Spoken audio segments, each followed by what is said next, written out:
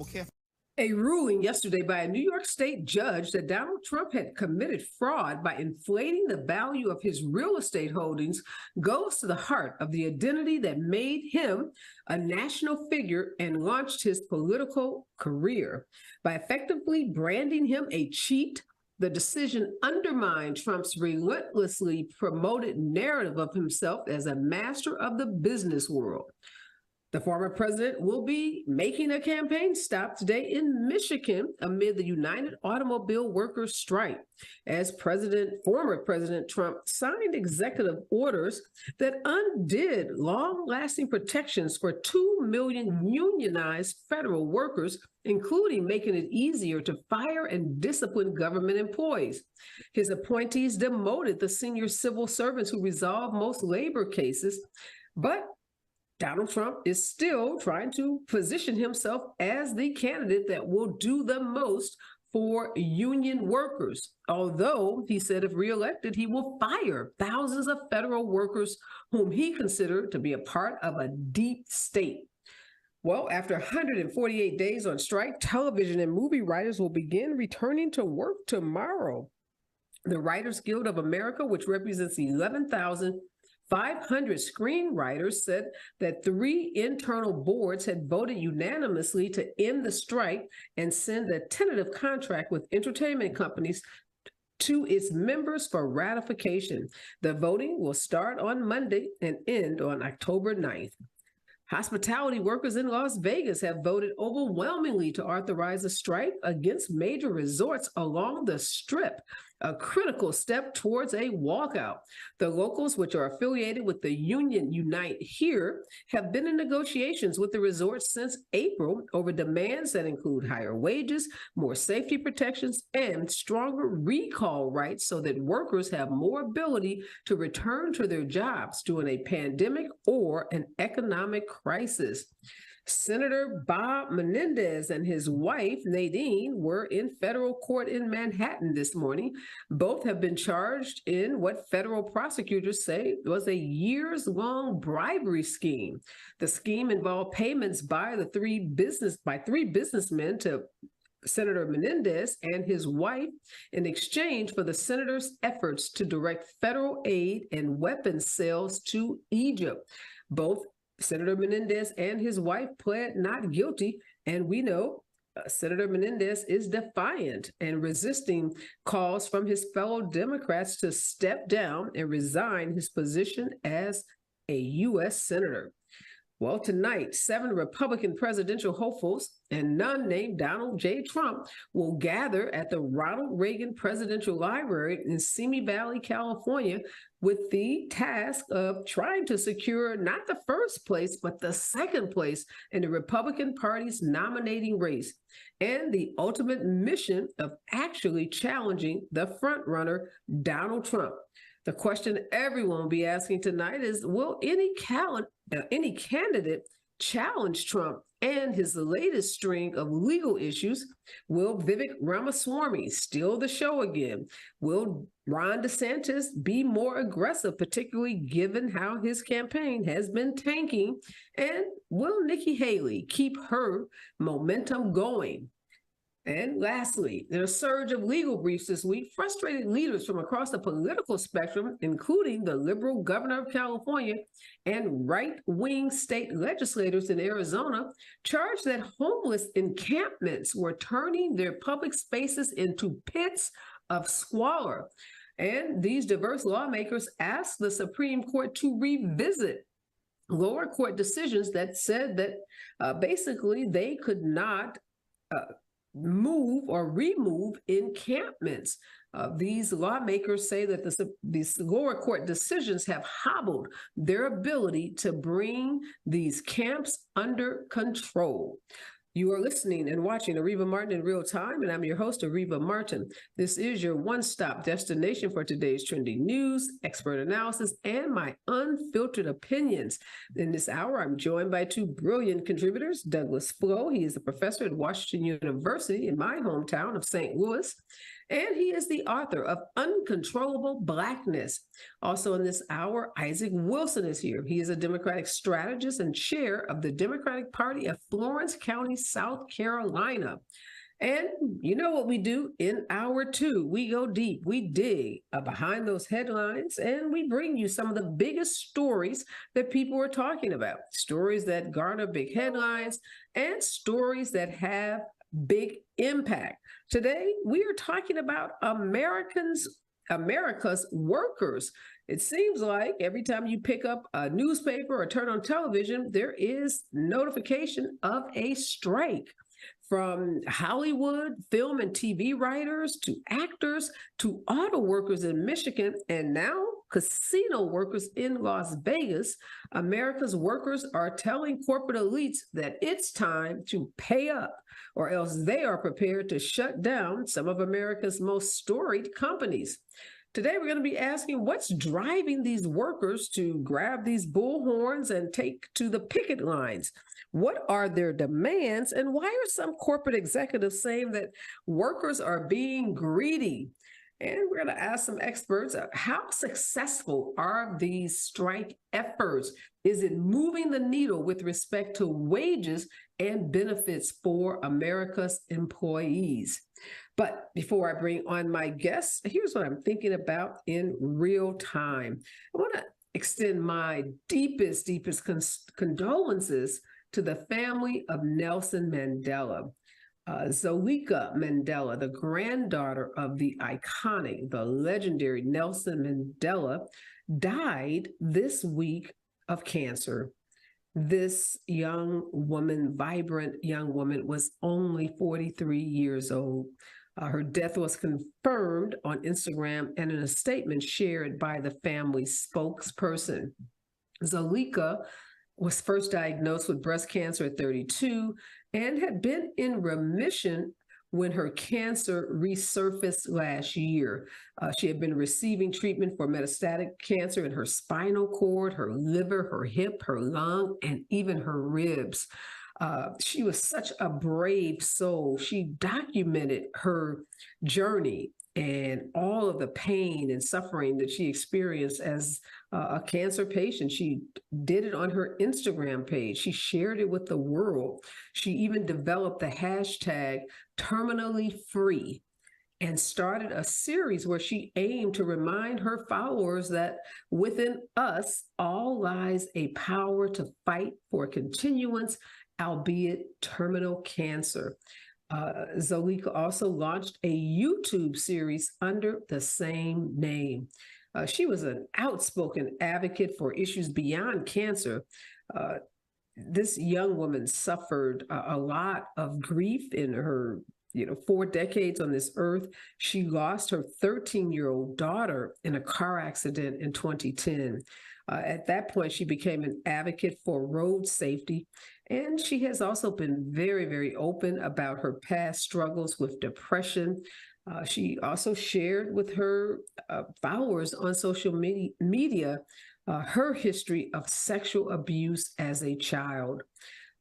It takes a lot of courage to be that transparent, to share not only your illness, your journey with a disease like cancer that in this case had pretty much spread throughout her body, her spinal cord, her liver, her hip, her lung, all impacted by her cancer diagnosis, but also sharing that she had been sexually abused as a child, and that as a result, she suffered from depression. Sharing the pains as a parent of losing a 13-year-old daughter. Again, I just have so much respect for her, for how she lived her life out loud, how she shared it with so many other people so that she could be an example to others. Again, my prayers, my thoughts go out to the family of Zuleka Mandela, the granddaughter of the beloved and iconic Nelson Mandela. When we come forward, more of today's breaking and trending news right here on KBLA Talk 1580. Gotta stay fresh, ma. Have you visited us online for the grand opening of KBLA.store? For the best in new merch, gift ideas, books, media, and more, log on to KBLA.store. Be sure to check out our KBLA team favorites at KBLA.store today. That's KBLA.store for all the official merch on your favorite talk radio station, KBLA Talk 1580.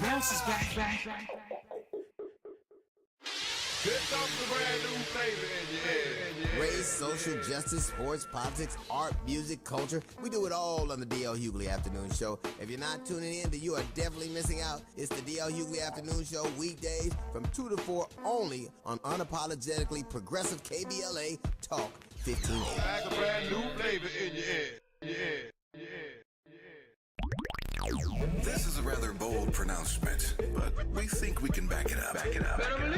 If you come across a radio frequency anywhere putting more variety and more diversity on the air than KBLA Talk 1580, we sure would like to hear about your discovery. You got to have vision. You can search, but we are confident that you won't find more shows covering more topics, hosted by a more diverse and inclusive lineup of talkers than the squad we have assembled here at KBLA Talk 1580. This is the time, brothers. This is the time. We've got something for everybody. That's right. Health and healing, history and humor, issues and events, empowerment and entertainment, all in one station. What's really going on? Free enterprise, you dig? KBLA Talk 1580. Yes. Oh yeah.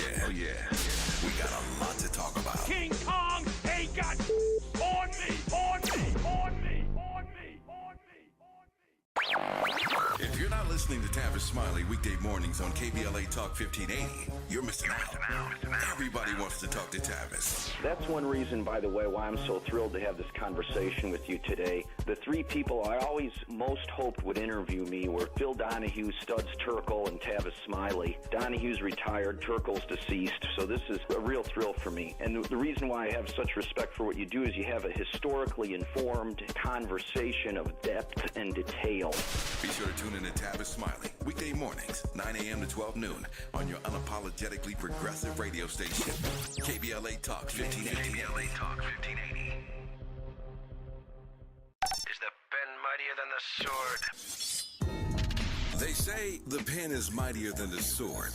At KBLA Talk 1580, we not only have a lot to talk about, we have a lot to write about. Politics, relationships, business, empowerment, and culture. The all-star roster at KBLA Talk 1580 has you covered. That's what it's all about. Be sure to follow us on all our socials for our latest book releases, op-eds, essays, and commentaries from our hosts. And, of course, download the KBLA 1580 app as we strive to remain your most trusted, credible, and reliable source for the issues you care about. This is unapologetically progressive. Back with today's breaking and trending news, and we are breaking it all down for you with my expert contributors, Professor Douglas Flowe of Washington University in St. Louis, who's also the author of Uncontrollable Blackness, and Isaac Wilson, a Democratic strategist and chair of the Democratic Party of Florence County, South Carolina.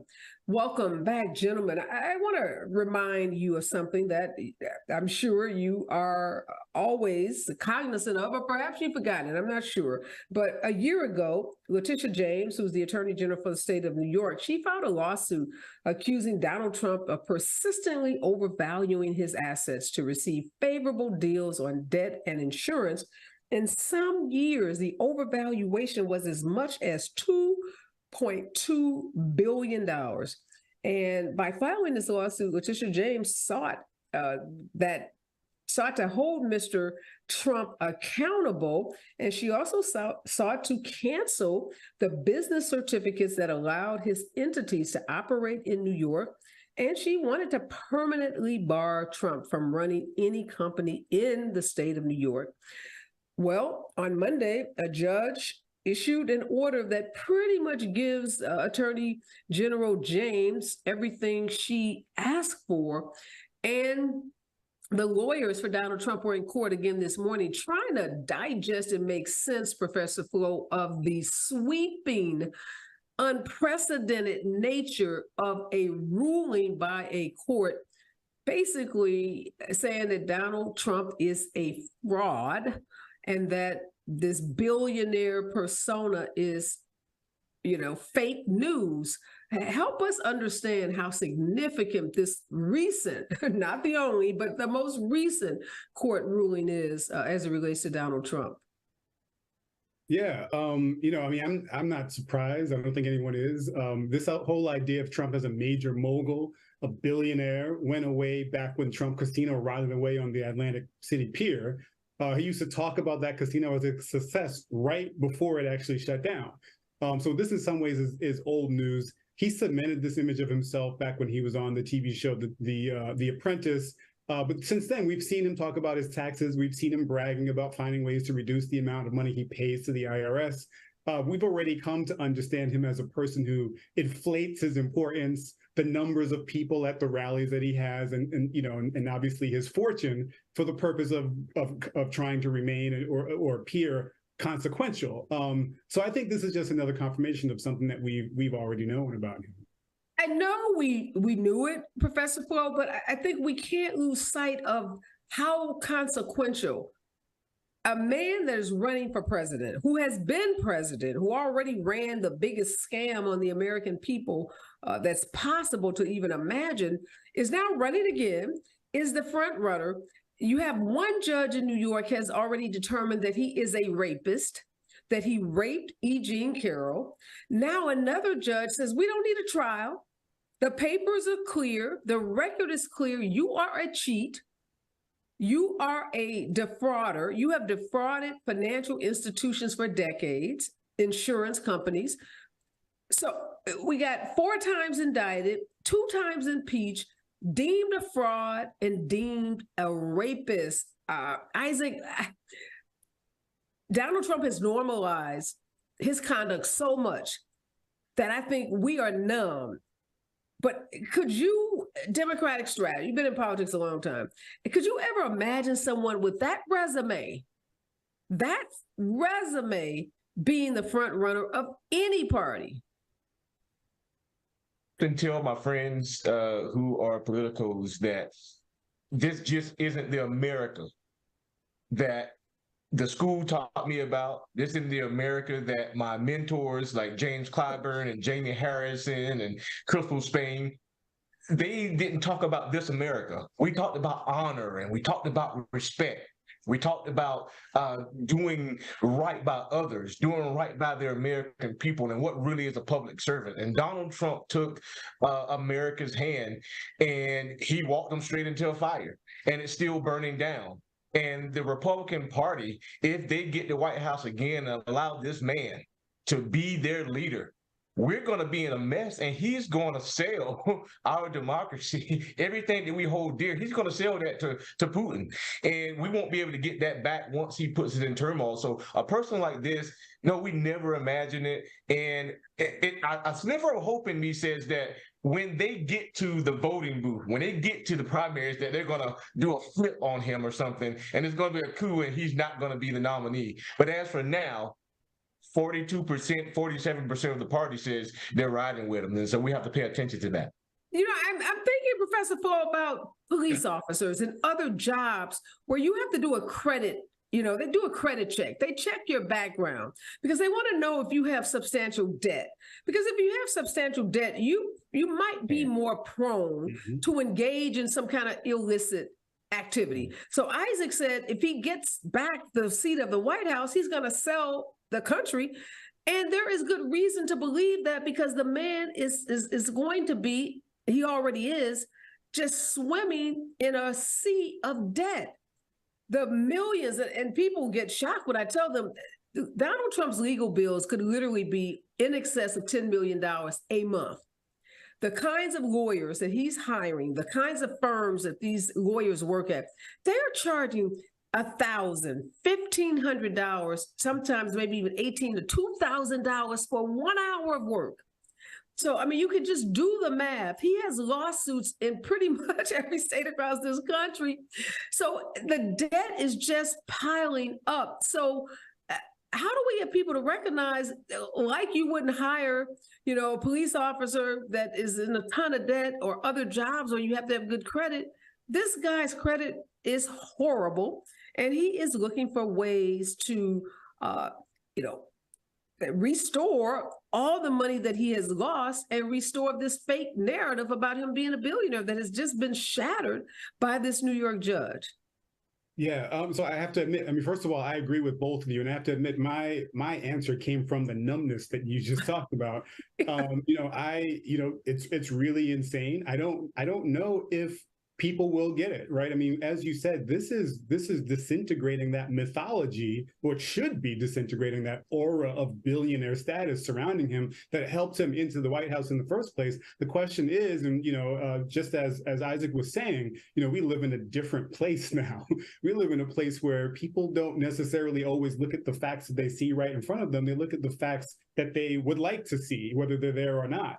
And in this case, this mythological kind of aura around him being this billionaire. I grew up in New York City. I remember always thinking of Donald Trump as this great billionaire. It's kind of sticky, right? It's sticking to him. And the question is whether or not, even with something this definitive, will people actually start to kind of, dispense with that idea?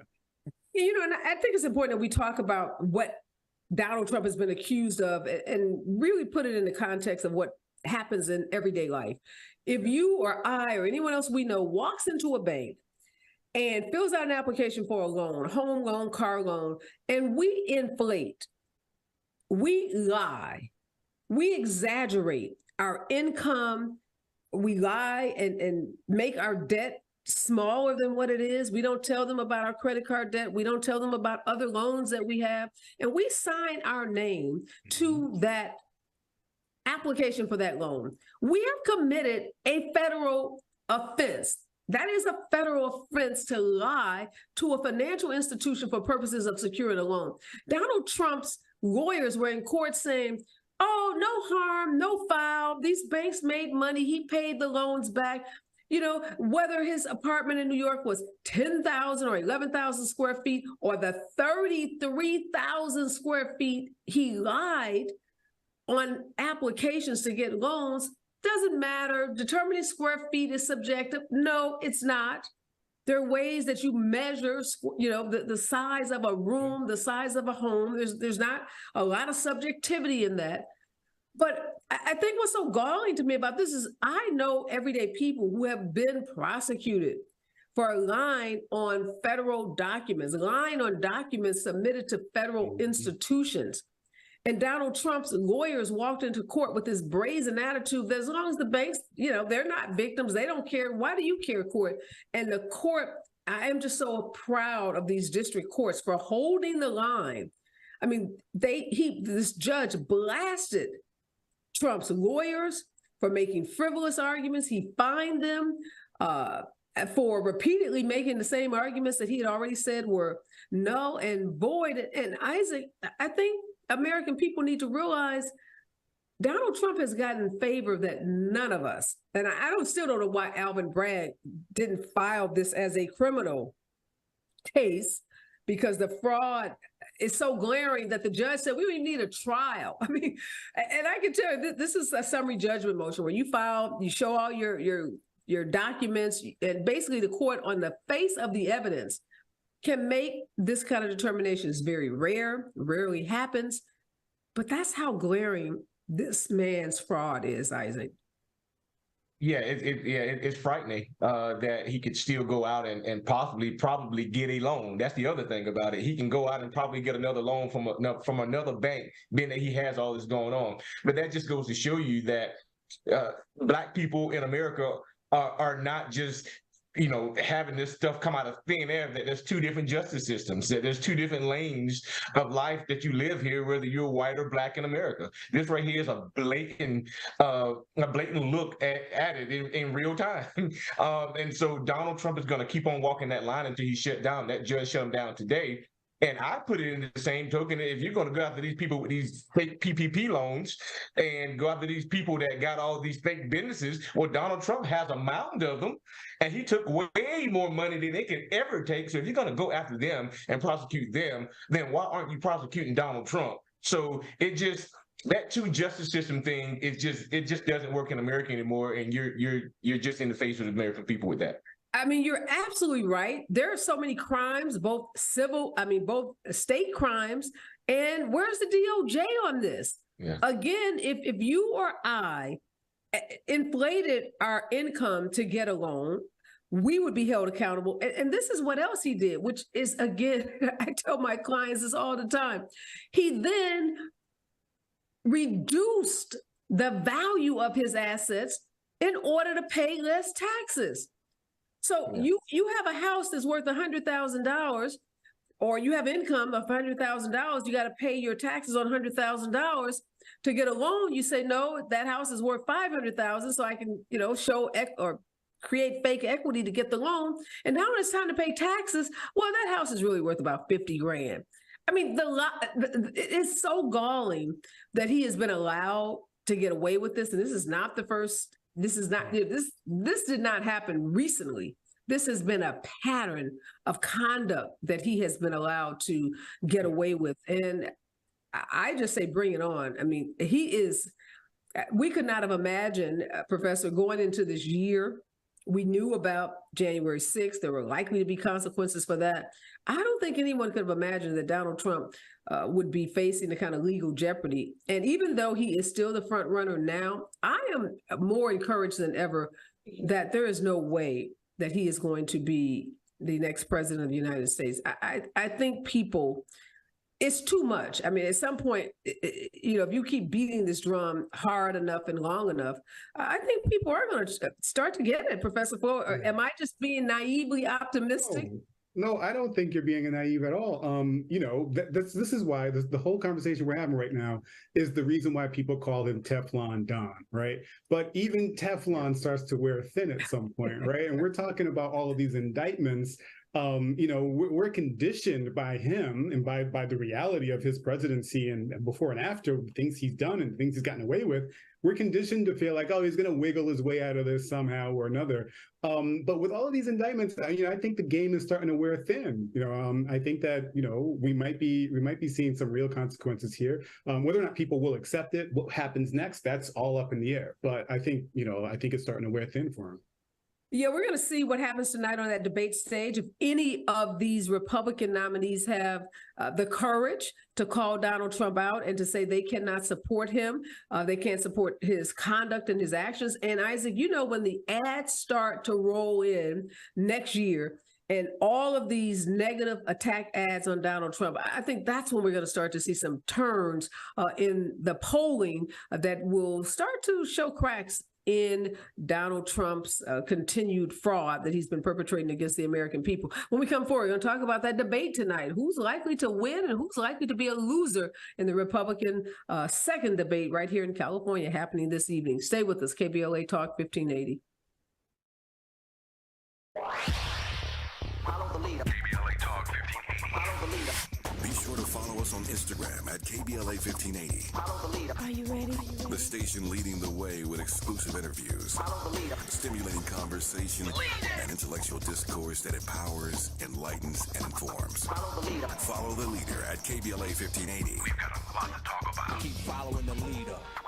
Follow the leader. Follow the leader. Follow the leader. Follow the leader. Follow the leader. Follow the leader. Gotta stay fresh, my house shot with a rest spot. Shot with a rest spot. Shot with a rest spot. Have you visited us online for the grand opening of KBLA.store? For the best in new merch, gift ideas, books, media, and more, log on to KBLA.store. Be sure to check out our KBLA team favorites at KBLA.store today. That's KBLA.store for all the official merch on your favorite talk radio station, KBLA Talk 1580. Bounce is back. Here comes the brand new flavor in your ear. Race, social justice, sports, politics, art, music, culture. We do it all on the D.L. Hughley Afternoon Show. If you're not tuning in, then you are definitely missing out. It's the D.L. Hughley Afternoon Show, weekdays from 2 to 4 only on unapologetically progressive KBLA Talk 1580. Like a brand new flavor in your ear. Yeah. This is a rather bold bold pronouncement, but we think we can back it up.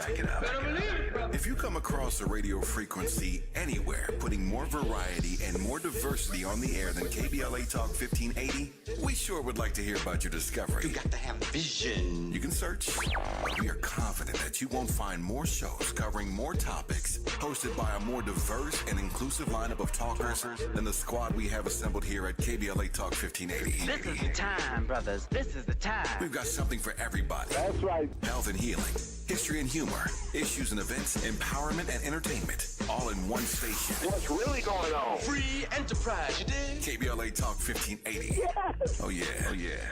We got a lot to talk about. King Kong ain't got on me. If you're not listening to Tavis Smiley weekday mornings on KBLA Talk 1580, you're missing out. Everybody wants to talk to Tavis. That's one reason, by the way, why I'm so thrilled to have this conversation with you today. The three people I always most hoped would interview me were Phil Donahue, Studs Terkel, and Tavis Smiley. Donahue's retired, Terkel's deceased, so this is a real thrill for me. And the reason why I have such respect for what you do is you have a historically informed conversation of depth and detail. Be sure to tune in to Tavis Smiley weekday mornings, 9 a.m. to 12 noon on your unapologetically progressive radio station, KBLA Talk 1580. KBLA Talk 1580. Is the pen mightier than the sword? They say the pen is mightier than the sword. At KBLA Talk 1580, we not only have a lot to talk about, we have a lot to write about. Politics, relationships, business, empowerment, and culture. The all-star roster at KBLA Talk 1580 has you covered. That's what it's all about. Be sure to follow us on all our socials for our latest book releases, op-eds, essays, and commentaries from our hosts. And, of course, download the KBLA 1580 app as we strive to remain your most trusted, credible, and reliable source for the issues you care about. This is unapologetically progressive. KBLA Talk 1580. What a baby.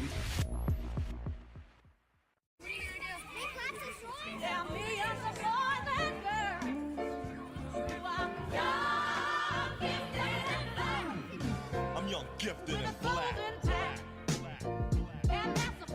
At KBLA Talk 1580, we do more than just talk. Hey there, I'm Jared Hill, president of the National Association of Black Journalists of Los Angeles, and I just want to say thank you for the benevolent $10,000 donation and scholarships for the next generation of black journalists. And I'm Haywood Galbraith, photojournalist and founder of the Minority Photojournalism Institute. Thanks, KBLA, for your generous $10,000 scholarship gift to help us train the next generation of black photojournalists. Congratulations to all the students who will benefit from the scholarship dollars raised at our Black History Month luncheon, honoring black legends in LA media. When we come forward at KBLA Talk 1580, we're bringing everybody with us. Everybody with us. Everybody with us. Everybody with us. Access granted. In a survey conducted by the public opinion research firm Eviderus, KBLA Talk 1580 consistently emerged as the station of choice for black audiences in the Los Angeles media market and beyond. The survey also revealed that the vast majority of black audiences are concerned about the lack of black-owned media and are more likely to listen to talk radio that focuses on issues that impact the black community. For some reason, the other talk stations haven't quite figured that out. If you think about KFI, well, KFI only has like a 3% black listenership. 3%. So there's a good 97% out there to support a station like KBLA. At KBLA Talk 1580, we've got your black. Your black. Your black.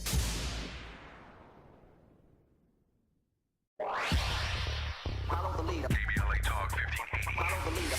Be sure to follow us on Instagram at KBLA 1580. Follow the leader. Are you ready?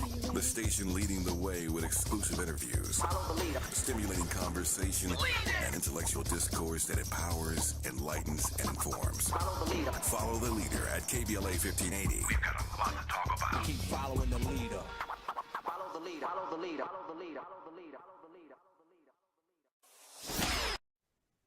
I'm back, and in this hour, we are tracking today's breaking and trending news with Professor Douglas Flowe from Washington University in St. Louis and Isaac Wilson, Democratic strategist from Florence County, South Carolina. And the biggest news of the last couple of days has been Donald Trump and the civil suit filed against him by Letitia James in the state of New York, a judge that deemed him a cheat because he inflated assets in order to get loans and then deflated those same assets in order to avoid taxes. And that is a crime. Even though this is a civil lawsuit, he's not facing any criminal penalties. He is facing some financial penalties, and the possibility exists that he will lose the certificates to be able to conduct business in the state of New York, which means he may have to host a fireside sale of some of his preeminent New York properties, because if you can't conduct business in the state, then you have to literally liquidate your assets. And Letitia James has been on a mission to prevent him from operating in the state of New York, and she has been incredibly successful to date.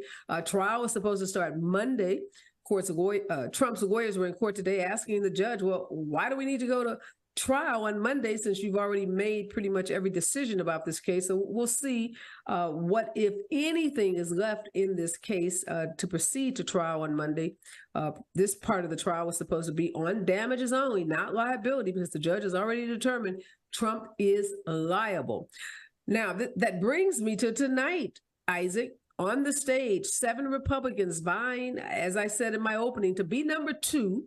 Not number 1, because what we saw in the last debate, except for Asa Hutchinson and Chris Christie, all of the Republicans were quick to raise their hand to say they would support Donald Trump, and many of them spoke in very, fond ways about him. What are they going to do tonight in light of the Georgia RICO indictment and now this civil order from this court in New York? First, let me go back to what you said about Donald Trump and his business deals. Not forget that his son, Jared Kushner, had deals in Saudi Arabia while he was working for the White House. So now you have your son-in-law doing investments overseas that were just blatantly wrong.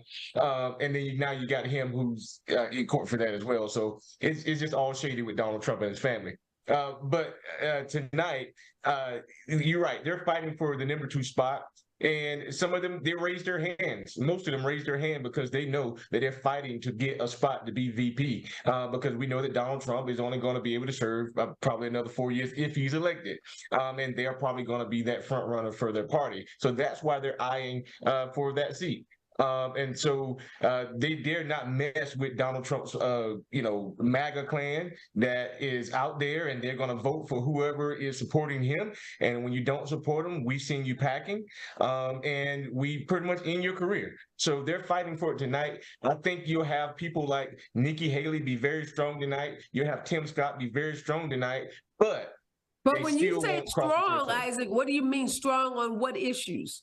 I think you'll see them come across. They'll get a bit more defensive with Donald Trump tonight. They'll say some things that they disagree with Donald Trump tonight. They will still support him, but they're going to be more strong tonight because they understand Chris Christie can't be the one that's doing it. We're polling higher than him, so we have to get some kind of fire going, and I think you'll see them press Donald Trump tonight. What are you going to be looking for, Professor Flowe, particularly from Ron DeSantis? Ron DeSantis was heralded as the Republican that could take Donald Trump out. He was supposed to be that guy that was going to take his Florida, what he believed to be popular position, and transport that to the White House, transport that to the rest of the nation. He had some big Republican donors backing him. He had some other Republican lawmakers. And for all practical purposes, his campaign has fizzled. He is flailing, and if he does not make a strong showing in Iowa, and that vote starts as early as January, so we're just 3 months out, chances are he's going to be out of the race altogether. His donors have stopped donating money. He's had to reshape his campaign. I mean, how did he go up and come down so quickly? And what are you expecting from him tonight, given the position that he finds himself in today? Yeah, I think Ron DeSantis, as you said, he's going to have a really gargantuan task this debate to try and change the image of him, the image that people have of him.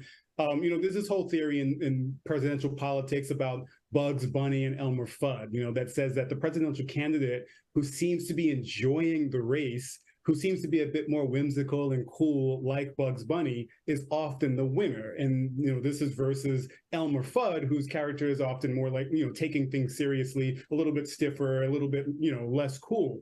And, that dynamic often plays out most visually in debates. And in the last debate, what we saw was Vivek Ramaswamy playing that role, right? He had this gigantic smile on his face the entire time. He was enjoying himself. He was cool, and he was dominating and forcing other people to respond to him.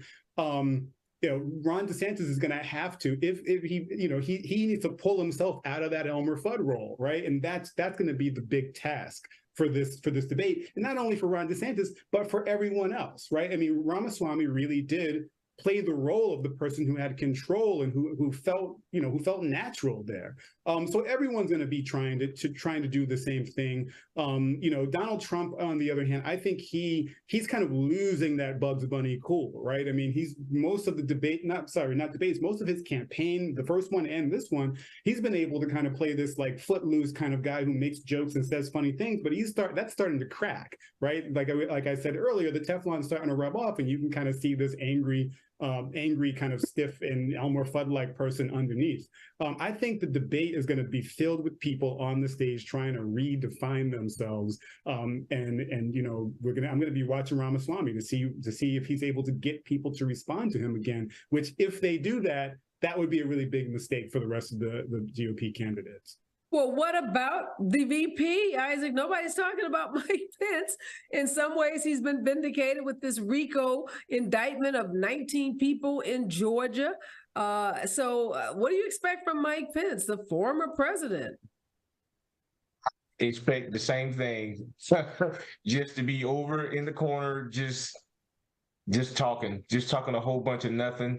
But I think people still look at him as the Robin to the Batman that we had for 4 years. You had 4 years, you knew the stuff was going on, now you want to speak against it, now you want to bring things to the forefront. You had 4 years to do it, and then immediately after you was vacated, you still didn't do anything. You only did thing because you were caught, in a sense. You were caught red-handed and you had to speak. And so I don't think people want to hear much about him, and then you didn't do anything with anything that you said that you were going to do. So people just don't take you seriously. And I think people want to hear about what you did and about the real issues. And the Republican Party has no platform at this point. And anything that they do or is trying to do, I can put it up against Joe Biden's record any given day, and you'd be a fool not to vote for Joe Biden with all he's done since he's been president.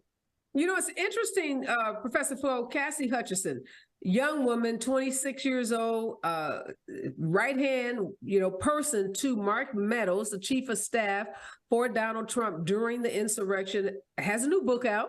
And she's been talking openly on television about this book, obviously trying to sell books, but giving interviews, sharing how committed she was to the Republican Party, saying, look, she considers herself today still a Republican, how disillusioned she was with Donald Trump, giving us an inside look at what was happening on January 6th, and basically saying Donald Trump doesn't care about anyone other than himself. Do you think this young white woman coming out saying, I am a staunch Republican, do you think she might have some impact on the way people see Donald Trump? I think she will. And I think it's great that she's come out and that she's said these things. It's very useful to have someone, especially someone who was so close to him at the time, come out and say those things.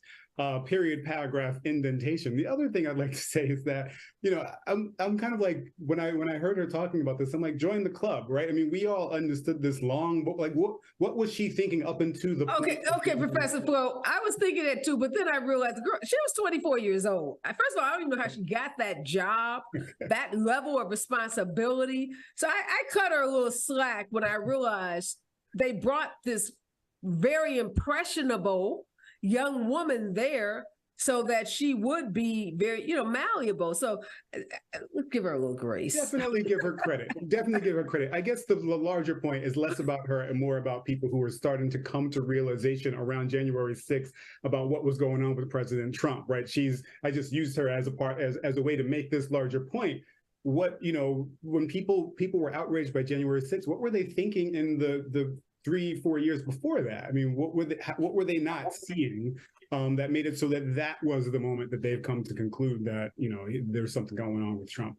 But yes, I mean, definitely, it's a really. I'm glad that she wrote this book. I'm glad that she took the time to actually say these things, and that it's very brave and courageous to actually come out and put yourself on the line like that. And hopefully the book goes well, and hopefully she does, as you said, impact the way people are thinking about. Yeah, if you've seen her interview, she looks very sad.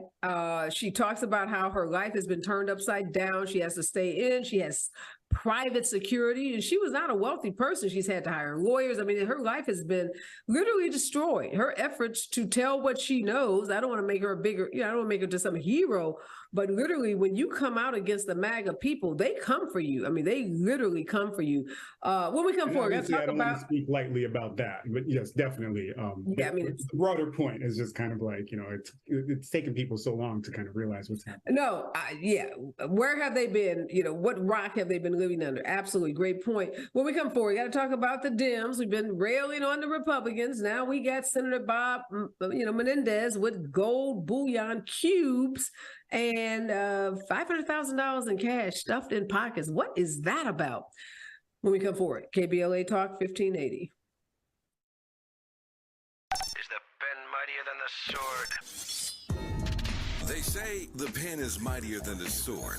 At KBLA Talk 1580, we not only have a lot to talk about, we have a lot to write about. Politics, relationships, business, empowerment, and culture. The all-star roster at KBLA Talk 1580 has you covered. That's what it's all about. Be sure to follow us on all our socials for our latest book releases, op-eds, essays, and commentaries from our hosts. And, of course, download the KBLA 1580 app as we strive to remain your most trusted, credible, and reliable source for the issues you care about. This is unapologetically progressive. KBLA Talk 1580. What up, baby?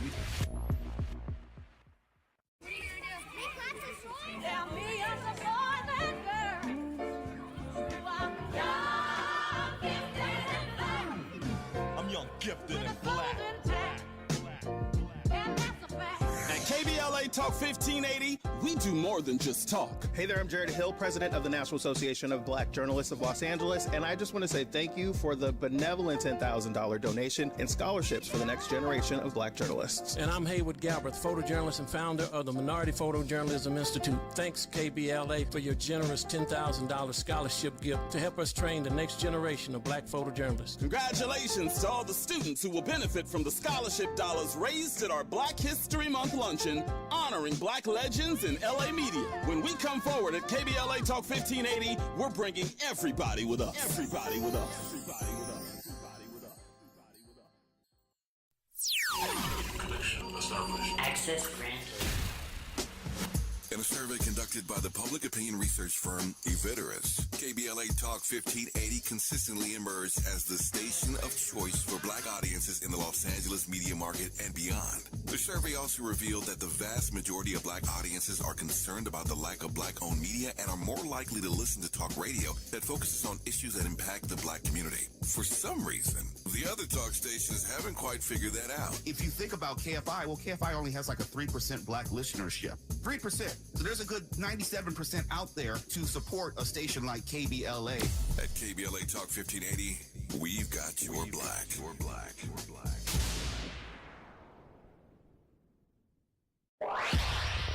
Follow the leader. KBLA Talk 1580. Follow the leader.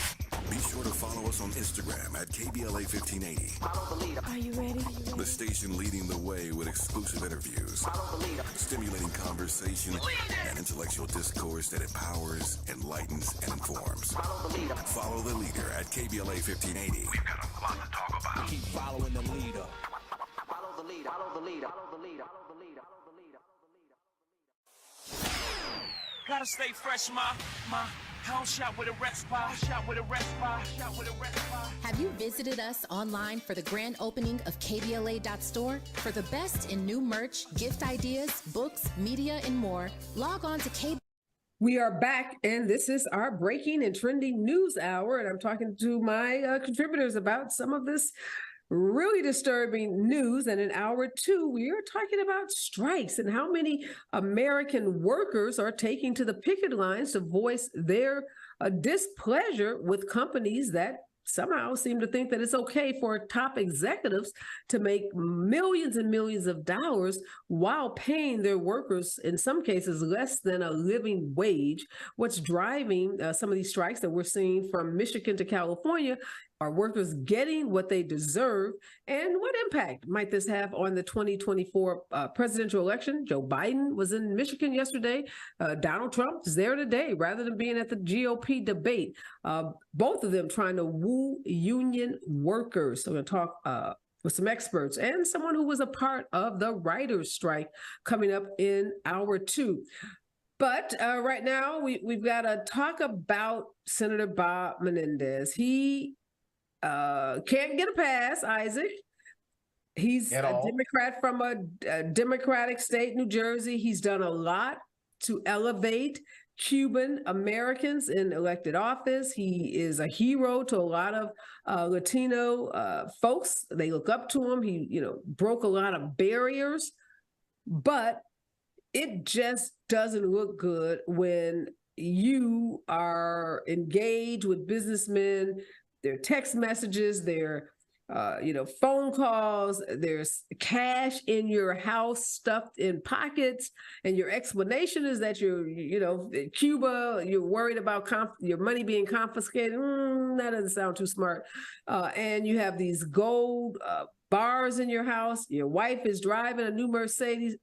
Just doesn't look good. And more importantly, whether he is convicted of these charges or not, we should demand more from those folks who serve in our U.S. Senate. And I think he's so focused on being exonerated, which he has every right to because he is innocent until proven guilty. But the standard for being an elected official isn't the same as a criminal standard. That's not the standard here.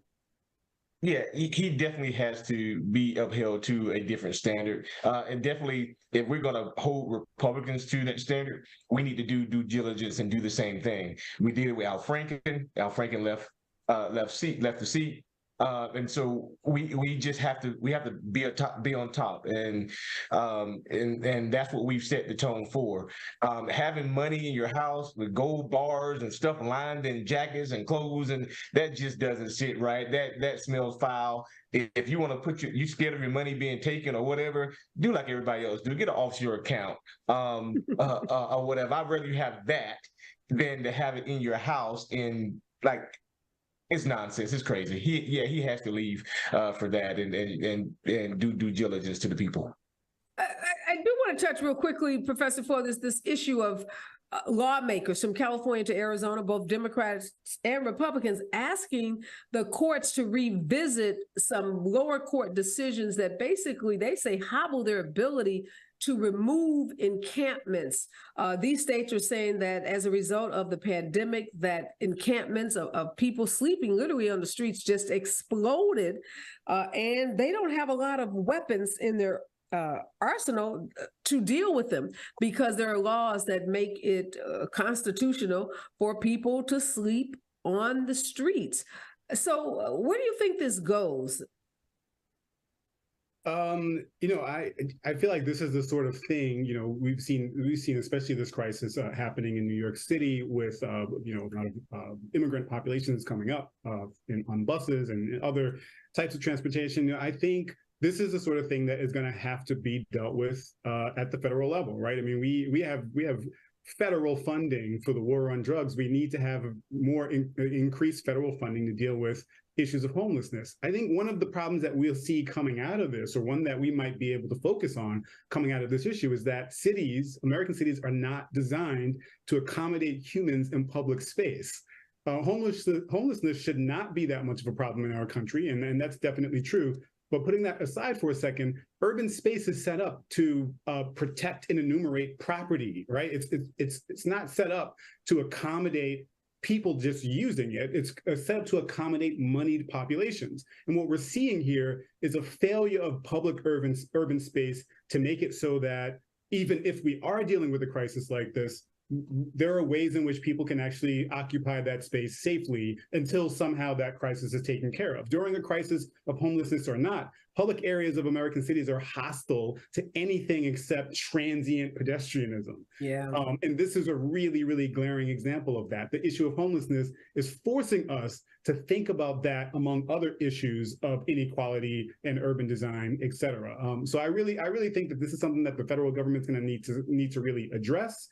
It's not something that individual cities should be trying to deal with, and it's not something I think even that states should be dealing with on their own. This is a federal issue. This is a national issue, and it's tremendously impactful. Well, I hear what you're saying, but what we see, Isaac, is across the country, the issue of homelessness and encampments is becoming a very local issue. It was the biggest issue at stake when Karen Bass went up against Rick Caruso for mayor of Los Angeles. She beat him badly, thank God.